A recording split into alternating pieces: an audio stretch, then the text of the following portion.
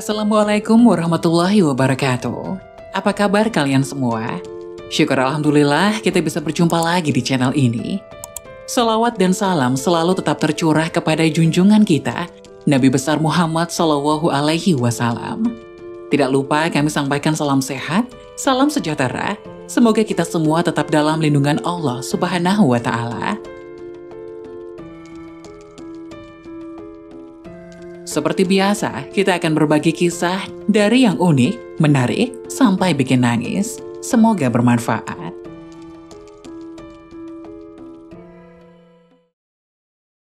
Umat muslim wajib tahu, bukan dapat pahala melainkan dosa. Bacaan ini diharamkan dalam sholat.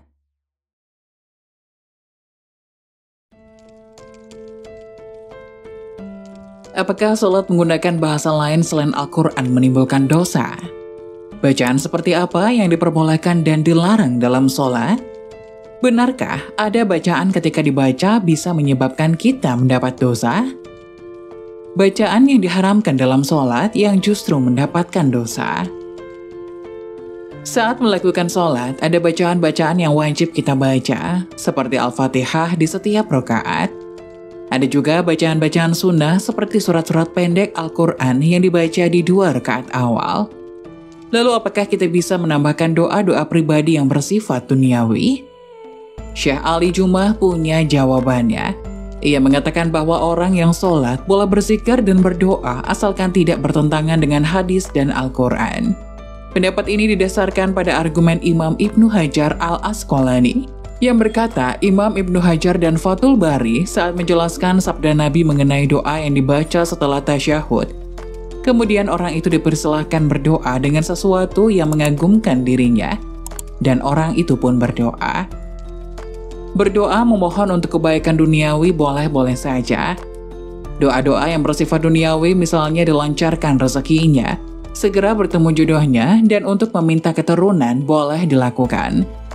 Hal ini juga dibenarkan oleh Imam Al-Baji dalam Al-Muntaqo Syarah Al-Muwatta. Beliau berkata hal ini sebagaimana Imam Malik berkata, tidak masalah berdoa dalam sholat maktubah dan dengan bentuk doa sesuai yang dikehendaki, baik berupa doa uhrawi ataupun duniawi, baik yang sesuai dengan doa dari Al-Quran ataupun mengarang sendiri. Fenomena menambahkan bacaan dalam sholat pernah dilakukan oleh Ibnu Umar dalam kalimat syahadat. Ibnu Umar berkata, tidak ada sekutu baginya dan aku bersaksi bahwa Muhammad adalah Rasulullah. Kita mungkin sudah melakukan sholat selama puluhan tahun, tapi ternyata ada fakta penting yang harus kita ketahui mengenai surat-surat yang dibaca setelah Al-Fatihah. Dalam sholat selama ini mungkin kita terbiasa membaca surat pendek tanpa memperhatikan urutannya. Ternyata hal ini berbeda dengan yang dilakukan oleh Rasulullah. Beliau sangat jarang membaca surat yang pendek kecuali dalam perjalanan. Saat sholat subuh, Rasulullah SAW terbiasa membaca surat Qaf pada rakaat pertama dan surat Ar-Rum pada rakaat kedua. Beliau juga pernah membaca surat At-Takwir dan surat Az-Zalzalah. Nabi Muhammad SAW memilih membaca surat yang tergolong panjang ketika sholat. Hal ini pernah dialami sendiri oleh salah seorang sahabat dari Abu Sa'id Al-Khudri. Ia berkata suatu ketika sholat zuhur ditunaikan, terus seseorang pergi ke perkampungan Baqi dan ia melaksanakan aktivitasnya di sana.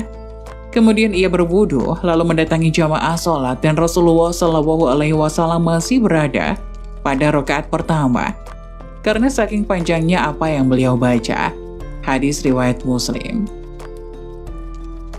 Selain itu, Rasulullah SAW memilih surat secara berurutan. Hal ini dibenarkan oleh Imam Nawawi dalam kitab At-Tibyah. Beliau mengatakan bahwa Al-Quran tak semata-mata disusun secara berurutan, namun ada hikmah di balik hal itu. Karena itu sudah sepatutnya kita membacanya mesti berurutan. Hal ini juga berlaku ketika sholat misalnya. Membaca surat Al-Baqarah di rakaat pertama, kemudian di rakaat kedua membaca surat Al-Imran, begitu seterusnya. Bagaimana jika pada rakaat pertama kita membaca surat An-Nas?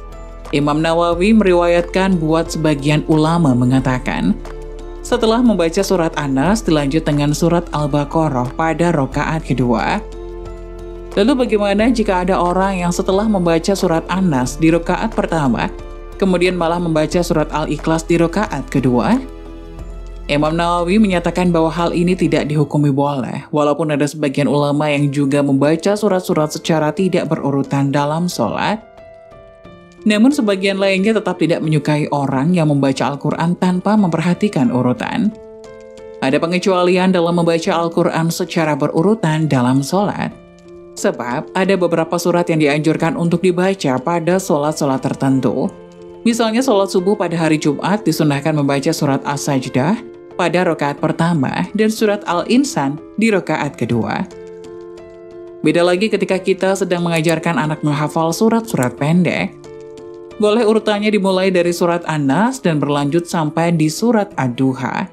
Cara tersebut memudahkan anak-anak untuk menghafal. Saat sholat jamaah, imam akan membaca surat Al-Fatihah, kemudian dilanjutkan dengan surat-surat pendek yang dipilih. Bagaimana jika surat yang dibaca itu tidak kita hafal? Apa yang harus kita lakukan? Makmum tugasnya adalah mengikuti imam. Saat imam membaca salah satu surat dalam Al-Quran setelah membaca Al-Fatihah, makmum cukup mendengarkan saja. Namun, ada pengecualian ketika imam membaca surat Atih. Hal ini dijelaskan dalam hadis Rasulullah SAW ketika imam membaca ayat terakhir. Bukankah Allah hakim yang seadil-adilnya? Maka makmum menjawab, saya menyaksikan hal itu. Hadis riwayat Abu Dawud dan At-Tirmizi. Dalam sholat, kita sudah diperintahkan untuk mengikuti cara sholat Rasulullah SAW. Kerjakanlah sholat sebagaimana kalian melihatku melakukannya. Hadis riwayat Bukhari. Semoga penjelasan tadi dapat memberikan hikmah dan manfaat untuk penonton semuanya. Jangan lupa like, subscribe channel ini agar tidak ketinggalan info-info bermanfaat lainnya. Terima kasih, sekian dari kami. Wassalamualaikum warahmatullahi wabarakatuh.